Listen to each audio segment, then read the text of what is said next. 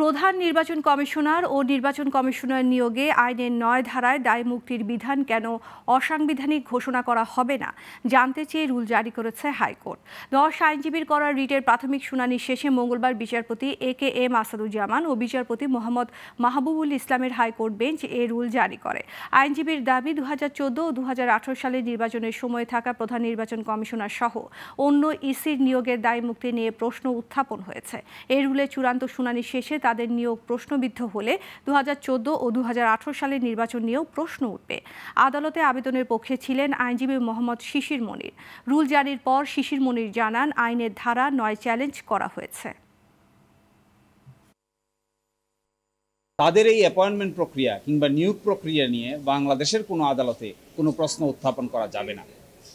আমরা এটাই চ্যালেঞ্জ করেছিলাম যে কোনো আইনের মাধ্যমে কোনো ব্যক্তির অ্যাপয়েন্টমেন্টকে কিংবা কাজকে এইভাবে দায় মুক্তি দেওয়া যায় না।